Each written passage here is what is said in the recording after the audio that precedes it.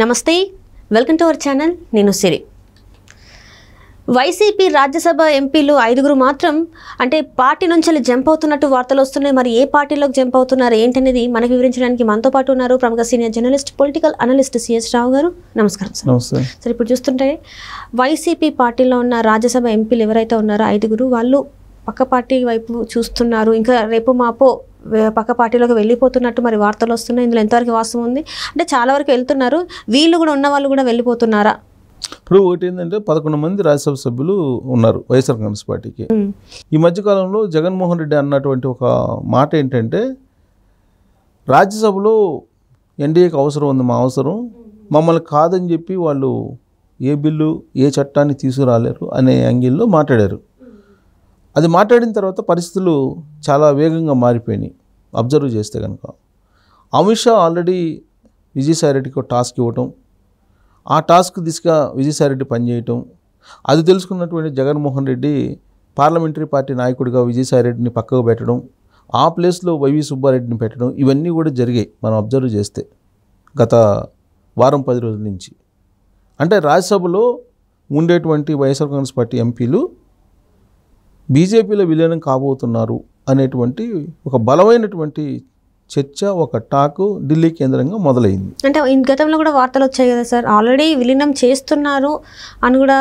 జగన్మోహన్ రెడ్డి వైఖరి నచ్చక ఆల్రెడీ వాళ్ళు విలీనం చేస్తున్నట్టు, వాళ్ళంతా వాళ్ళు వెళ్తున్నట్టు కూడా వార్తలు వచ్చాయి. కానీ మొత్తం విలీనం కావాలంటే ఆల్మోస్ట్ 11 మందిలో 8 మంది అని వెళ్ళాలి. కానీ ఇప్పుడు 8 మంది వెళ్ళే అవకాశం ఉందా? అంటే మూడు వంతులు రెడీ ఉండాలి. 3 వంతులు ఉండాలంటే సుమారుగా 8 మంది ఉంటే కనుక బీజేపీలో వెళ్ళి విలీనం కావచ్చు, విలీనం అయ్యే అవకాశం ఉంది. కానీ వాళ్ళందరూ మళ్ళీ 8 మంది వచ్చేటువంటి అవకాశం ఉందంటే ఇప్పుడు 8 మంది వచ్చి బీజేపీలో విలీనం అయ్యేటువంటి పరిస్థితులు కనపట్ల. అందుకే ముందు ఒక 5గురు మాత్రం రెడీ అయ్యారని చెప్పి తెలుస్తుంది. 5గురు ఎవరు అనే దాని మీద ఇప్పుడు సోషల్ మీడియాలో వాళ్ళ పేర్లు బాగా ట్రోల్ అవుతున్నాయి గత 24 గంటల నుంచి. ఎవరెవరు వాళ్ళల్లో అంటే విజయసాయిరెడ్డి, ఓకే, మోపిదేవి వెంకటరమణ, ఆర్ కృష్ణయ్య, ఇంకా మిగతా వాళ్ళ పేర్లు ఒక 2-3 ఉన్నాయి. వీళ్ళ 5గురు పేర్లు, ప్రధానంగా 5గురు పేర్లు బాగా స్ప్రెడ్ అవుతున్నాయి. ఈ 5గురు జంప్ అయ్యేటువంటి అవకాశం ఉంది. ఇప్పుడు వైవి సుబ్బారెడ్డి ఆయన రాజ్యసభ మెంబరు, బట్ ఆయన ఇప్పుడు పార్లమెంటరీ పార్టీ నేతగా ఉన్నాడు. జగన్మోహన్ రెడ్డి బాబాయ్ కాబట్టి ఆయన అయితే మారేటువంటి అవకాశం లేదు. కానీ ఇప్పుడు 5గురులో మనం చూస్తే కనుక 5గురు పేర్లు మనం ఆల్రెడీ 3 చెప్పాను. ఇంకా మిగతా వాళ్ళు ఈ 24 గంటల నుంచి బాగా స్ప్రెడ్ అవుతున్నాయి వాళ్ళ పేర్లు. ఎందుకు ఇంత స్పీడ్గా స్ప్రెడ్ అవుతుంది అని అంటే, ఆల్రెడీ వైసీపీలో ఉండేటువంటి ఎంపీలు రాజ్యసభలో ఖచ్చితంగా వెళ్ళేటువంటి అవకాశం ఉంది అనేది వినిపిస్తుంది. సో వాళ్ళల్లో ఆల్రెడీ ఇప్పటికే విజయసాయిరెడ్డికి ఒక టాస్క్ పెట్టాడు ఎవరు, అమిత్ షా. కాబట్టి విజయసాయిరెడ్డి అది ఫుల్ఫిల్ చేయడానికి ప్రయత్నం చేస్తున్నాడు. ఇప్పటికే టచ్లోకి వెళ్ళారు అనేది వినిపిస్తుంది. ఆ క్రమంలో ఎవరెవరు వస్తారు అనేది కనుక చూస్తే కనుక 5గురులో నేను 3 పేర్లు చెప్పాను. 4వది అయోధ్య రామిరెడ్డి, అలాగే మస్తాన్ రావు, బీదా మస్తాన్ రావు, నెల్లూరు జిల్లా. అంతకుముందు తెలుగుదేశం పార్టీలో ఉండేవాళ్ళు, తర్వాత వైఎస్ఆర్ కాంగ్రెస్ పార్టీకి వెళ్ళి అక్కడ రాజ్యసభ పొందారు. సో వీళ్ళలో 5గురు, మొత్తం 11 మంది ఉన్నారు. 11 మందిలో ఆళ్ళ అయోధ్య రామిరెడ్డి, తర్వాత మస్తాన్ రావు, ఆర్ కృష్ణయ్య, తర్వాత మోపిదేవి వెంకటరమణ, పరిమళ నత్వాని అంటే బీజేపీ అప్పుడు వైసీపీ కోటాలో అంబానీకి ఇచ్చినటువంటి పరిమళ నత్వాని, తర్వాత నిరంజన్, విజయసాయిరెడ్డి, తర్వాత వైవి సుబ్బారెడ్డి. పేరు కూడా వినిపిస్తుందా సార్? వైవి సుబ్బారెడ్డి పేరు వినపట్ల. వైవి సుబ్బారెడ్డి తర్వాత నిరంజన్, వీళ్ళ పేర్లు అయితే వినపట్ల. ఇప్పుడు వినిపిస్తుంది ఎవరు? అయోధ్య రామిరెడ్డి, మస్తాన్ రావు, విజయసాయిరెడ్డి, వెంకటరమణ, మోపిదేవి, ఆర్ కృష్ణయ్య. సో వీళ్ళవి బాగా వినిపిస్తుంది. సోషల్ మీడియాలో బాగా స్ప్రెడ్ అవుతున్నటువంటి పేర్లు. అంటే 11 5 పోతే ఇంకా 6 ఉంటాయి. ఈ 6లో పరిమళ నత్వాని అనే అతను ఎప్పుడు బీజేపీతో ఉంటారు. ఎప్పుడు బీజేపీ కావాలంటే అప్పుడు సపోర్ట్ చేస్తారు. ఇక మిగిలినటువంటి 5 ఉంటారు కదా, వాళ్ళు ఏంటి అనేది ఆలోచిస్తున్నారు. సో వాళ్ళల్లో కొంత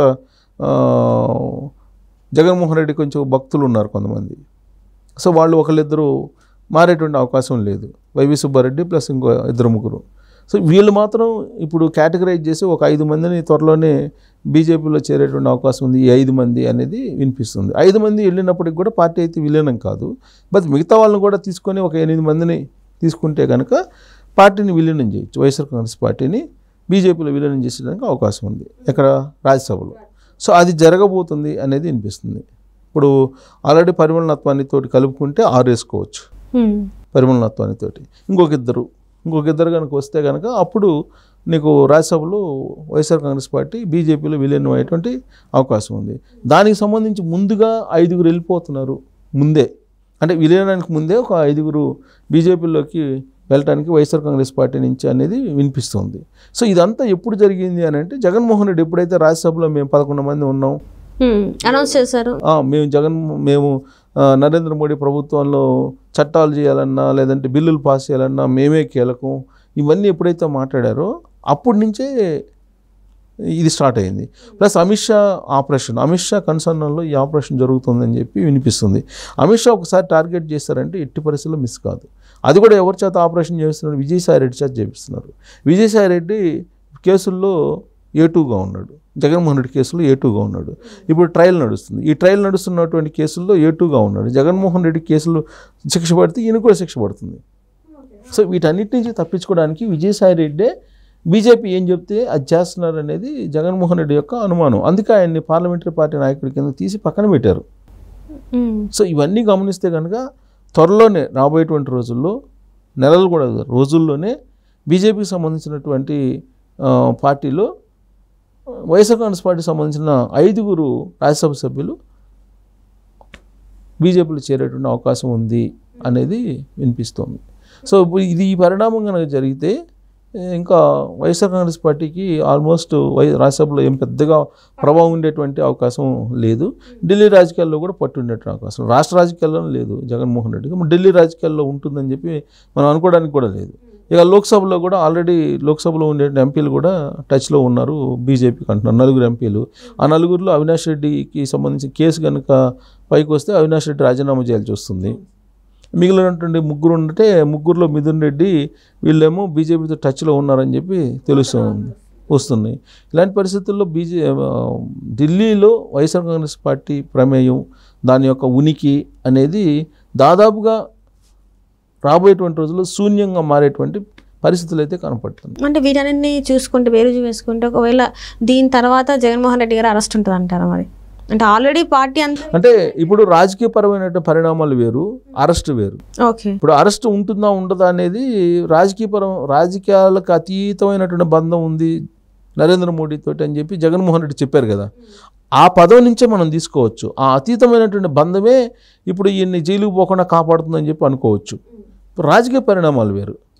ఇప్పుడు రాజకీయాలు ఇప్పుడు ఎన్డీఏ కూటమి ఉంది, ఇక్కడ ఢిల్లీలో కూడా ఎన్డీఏ కూటమి ఉంది. ఇప్పుడు రాష్ట్రానికి వచ్చేటప్పటికి జగన్మోహన్ రెడ్డి ఎన్డీఏ కూటమిని వ్యతిరేకిస్తున్నాడు, అక్కడికి వచ్చేటప్పటికేమో సపోర్ట్ చేస్తున్నాడు. కాబట్టి రాజకీయాలని మనం ఒక కోణం నుంచి చూడాలి, అరెస్ట్ని మరో కోణం నుంచి చూడాలి. సో అరెస్ట్కి ఈ రాజకీయాలకి సంబంధం లేదు.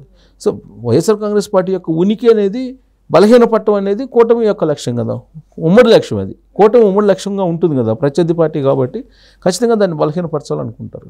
సో కాబట్టి రాబోయేటువంటి రోజుల్లో ఈ 5 రాజ్యసభ సభ్యులు వెళ్ళే అవకాశం ఉందని చెప్పి ఇప్పుడు లేటెస్ట్గా చక్కర్లు కొడుతున్నటువంటి న్యూస్. సో అది మరి ఎన్ని రోజుల్లో వీళ్ళు బీజేపీలో చేరతారు ఏంటి, లేదంటే ఇంకొక 2 కలుపుకొని ఒకేసారి వీళ్ళేనమా అనేది చూడాలి.